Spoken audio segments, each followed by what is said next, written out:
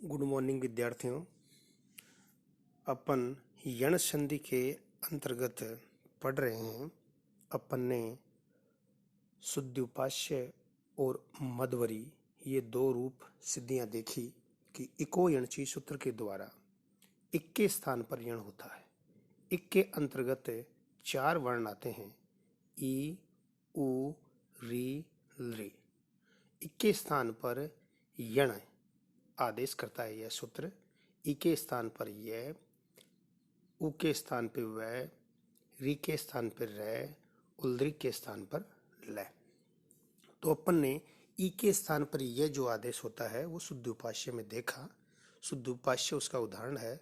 दूसरा जो है उ के स्थान पर वह आदेश होता है, इसका उदाहरण अपन ने मध्वरी में देखा। अब आगे देखते हैं कि री के स्थान पर रै आदेश होता है, तो इसका उदाहरण है धात्रांश। इसका अपन विच्छेद करेंगे तो बनेगा धात्री प्लस अंश। इस स्थिति में सूत्र आएगा इको यणची।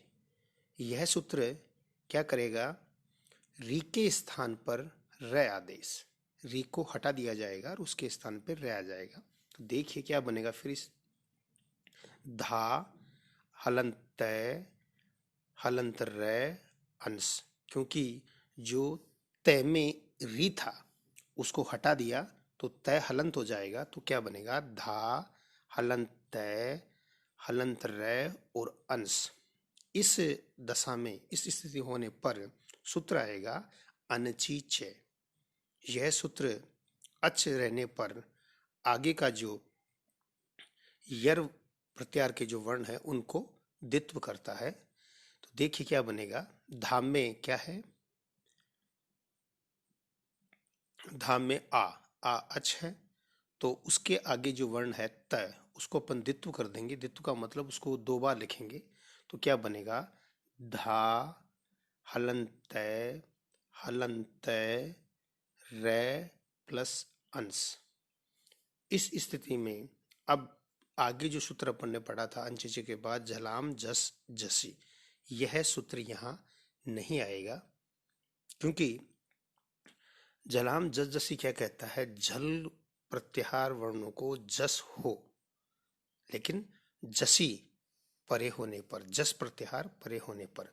तो जस प्रत्याहार में कौन कौन से वर्ण आते हैं, झ, भ, घ, ड, ध, ज, ब, ग, ड़, द, ये वर्ण आते हैं। ये प्रत्याहार जब बनाएंगे 14 प्रत्याहारों, 14 माहेश्वरी सूत्रों से अपन प्रत्याहारों का निर्माण करते हैं। तो जस प्रत्याहार के अंतर्गत तय वर्ण नहीं आता, इसलिए यहाँ पर झलाम जस जसी जो सूत्र है, वो जो जस करता है वो यहाँ पर सूत्र नहीं लगेगा। तो सीधा साब अपन इनको मिलाएंगे तो धा आधा तय, तय और रै, इनके संयोग से त्रय बनता है। देखिए संयोग वर्ण होते हैं, तीन माने गए, क्ष त्रय ज्ञ, लेकिन श्रेय श्रीमान श्रीमती में अपन लिखते हैं वो बनता है। तो सबसे पहले क्ष आता है, इसका संयोग होता है कै और मूर्धन्य सकार क्ष। कै और क्ष मिलके बनता है क्ष। त्रय जो है संयुक्त वर्ण है वो बनता है तय और रै से। उसके पश्चात क्या बनेगा, वो जय और य से बनता है, च वर्ण का जो अंतिम होता है उससे। और उसके बने बाद में अपन जो आजकल श्रीमान श्रीमती में जो बनता है, इसमें बनेगा स, तालु यानी शंकर वाला स और रै, श्रय बनता है। इस प्रकार से ये चार वर्ण जो हैं ये संयुक्त व्यंजन वर्ण माने गए हैं। तो त्रय का यहाँ पर अपन सुयोग करेंगे तो तय और रै मिलके बन जाएंगे त्रय। और जो धा के जस्ट बाद में तुरंत बाद जो तय है ये हलंत है, तो ये आधा रह जाएगा। तो धा हलंत तय त्रंस, इस प्रकार से रूप सिद्ध हुआ। अब अंचिचे जो सूत्र है ये विकल्प से द्वित्व करता है। तो जिस अवस्था में यह सूत्र काम नहीं करेगा तो क्या होगा, द्वित्व नहीं होने पर क्या होगा, अपनी स्थिति बनेगी धात्री प्लस अंश। फिर सूत्र आएगा इको यणची, वो त्रि को हटाकर तय में जो री है, ऋषि वाला जो री है, इसको हटाकर इसके स्थान पे क्या करता है, रे करता है। तो क्या बना, धा तय रे अंश। अब तय और रे दोनों को मिलाकर त्रय बनाते हैं तो क्या बनेगा, धात्रंश। इस प्रकार से इसकी दो सिद्धियां बनी, एक तो बना धात्रंश और एक बना धात्रंश। क्योंकि अंची च सूत्र लगेगा जब तो बनेगा धा हलंत तय त्रंश, और जब अंची च सूत्र नहीं लगेगा, जिस स्थिति में जहां नहीं लगेगा, एक बार काम करेगा तो तब तो रूप बनेगा, द्वित्व होने पर तब तो रूप बनेगा धा त्र त्रंश।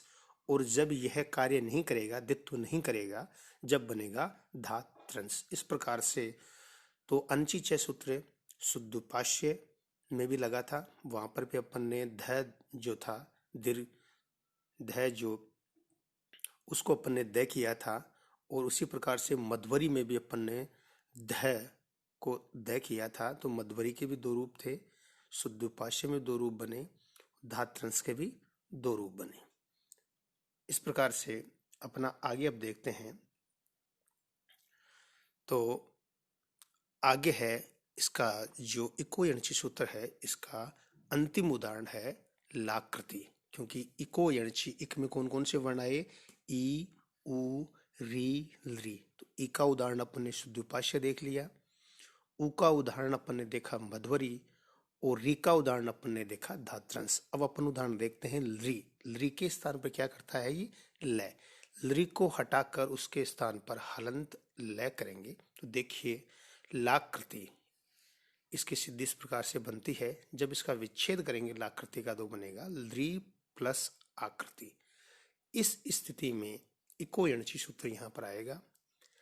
तो इस सूत्र की सहायता से जो ली है उसको हटाकर, संपूर्ण ली को हटाकर उसके स्थान पर अपन लय आदेश करेंगे तो रूप बनेगा, स्थिति क्या बनेगी फिर, लय, ली को हटाने पर हलंत लय प्लस आकृति बना तो रूप बना लाकृति। यहां पर अंची च सूत्र नहीं लगेगा। अंची च सूत्र इसलिए नहीं लगेगा क्योंकि अंची च सूत्र कहता है कि अच से परे, अच से आगे यर को द्वित्व हो। तो यहाँ पर अच है नहीं, हलंत है लय, तो इस पर इस स्थिति में, इस दशा में अंची च सूत्र नहीं लगेगा। जब अंची च सूत्र नहीं लगेगा तो झलाम जस जसी यह सूत्र भी नहीं लगेगा। तो लाकृति में केवल एक ही सूत्र लगेगा, वो है कौन सा, इको यणची। ये क्या कहता है, ली को हटाकर उसके स्थान पर लय आदेश करता है। तो देखिए सीधी तरीके से ये बन गया, ली प्लस आकृति में इको यणची अपन सूत्र ने लगाया। इको यणची सूत्र से ली को हटाकर उसके स्थान पर अपन ने हलंत लय लिख दिया। अब लय प्लस आकृति, तो लय हलंत है, आगे स्वर है, तो हलंत जो है जो स्वर में चला जाएगा तो बनेगा ला कृति। यह रूप की सिद्धि हो गई। तो इको यणची के अपन ने सूत्र के यहाँ पर अपन ने चार यण जो संधि है, स्वर का जो भेद है यण संधि, उसके अपन ने यहाँ पर इको यणची सूत्र में देखा कि यह ई के स्थान पे ये, उ के स्थान पे वै, री के स्थान पे रै, ली के स्थान पे लय। यह जो आदेश हुआ, इन चारों का अपन ने क्रमशः उदाहरण देखे कि ई के स्थान पे ये का उदाहरण देखा शुद्धोपास्य, उ के स्थान पर वै का उदाहरण अपन ने देखा मध्वरी, री के स्थान पर रै का उदाहरण देखा धात्रंश, और री के स्थान पर लय का उदाहरण देखा लाकृति। ये एक यणची सूत्र हुआ। अब अनची च सूत्र जो द्वित्व करता है, यर प्रत्यार के जो वर्ण हैं उनको ये द्वित्व करता है, वो भी विकल्प से करता है, यानी एक बार यह कार्य करेगा, एक बार कार्य नहीं करेगा। और झलाम जस जसी से क्या होता है, जस्व होता है, जशत्व होता है। तो देखिए इसके अपन ने उदाहरण में देखा, शुद्धोपास्य में अनची च सूत्र भी लगता है, झलाम जस जसी भी लगता है। यानी कि शुद्धोपास्य जो सिद्धि है इसको बनाने के लिए तीन सूत्र लगेंगे। मूल रूप से महत्वपूर्ण तीन सूत्र हैं, इको यणची, अनची च, झलाम जस जसे। मध्वरी सिद्धि में भी तीन सूत्र लगेंगे, इको यणची, अनची च, जलाम जस जसी। धात्रंश जो है उसमें केवल 2 सूत्र लगेंगे, इको यणची और आपका अनचिचय। और अब जो लाकृति है, लाकृति में एक ही सूत्र लगेगा, कौन सा? इको यणची।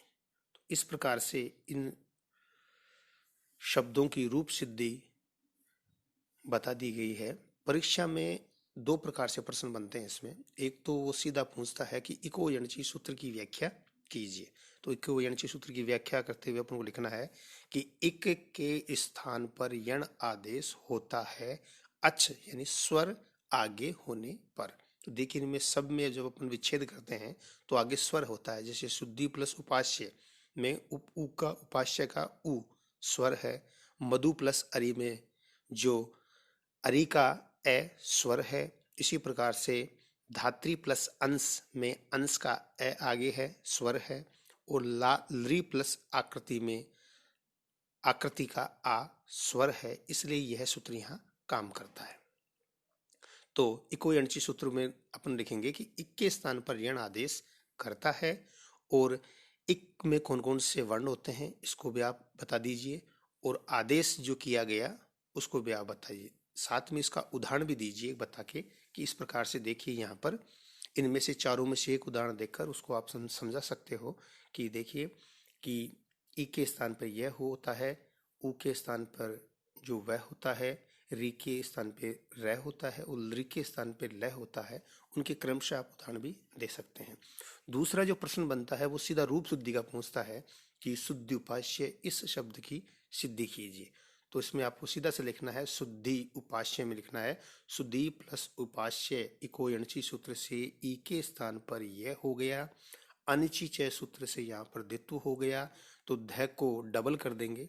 उसके बाद में झलाम जस जसी से ध को द हो जाएगा। तो इस प्रकार से इसकी रूप सिद्धि बनेगी। 2 प्रकार से 2 बनते हैं। एक तो बनता है शुद्ध उपास्य, एक बनेगा शुद्ध द्युपास्य। तो इसमें 2 प्रकार से प्रश्न पूछे जाते हैं, सूत्र की व्याख्या और शब्द की सिद्धि। तो इसी क्रम से अपन आगे बढ़ते रहेंगे। तो आगे अपन जो संधि है, स्वर का जो भेद है, अयादि संधि, उसके बारे में पढ़ेंगे। लेकिन तरीका यही है लिखने का। जो रूप की सिद्धि है बनाने का तरीका आपने देखा होगा। देखो इसमें लाकृति में बताया गया है। सबसे पहले उसका विच्छेद करना है, फिर लिखना है इस स्थिति में, यानी अपन ने विच्छेद कर दिया, कौन सा सूत्र आएगा, उस सूत्र के द्वारा क्या कार्य हुआ उसको लिखेंगे। उसके अलावा फिर कार्य होने के उपरांत जो दशा बनी, जो स्थिति बनी, उसको अपन कोष्टक में शामिल लिखते हुए आगे सूत्र लगाते चलेंगे और उस रूप की अपन को सिद्धि बनानी है। अब इससे आगे अपन अयादि करेंगे। तो धीरे धीरे अपन जैसे एक 3-4 सिद्धियां पढ़ेंगे, 3-4 जब आप इसके भेद पढ़ेंगे, जब आपको अपने आप समझ में आ जाएगा कि किस प्रकार से इसकी सिद्धि की जाती है और सूत्र की व्याख्या किस प्रकार से की जाती है।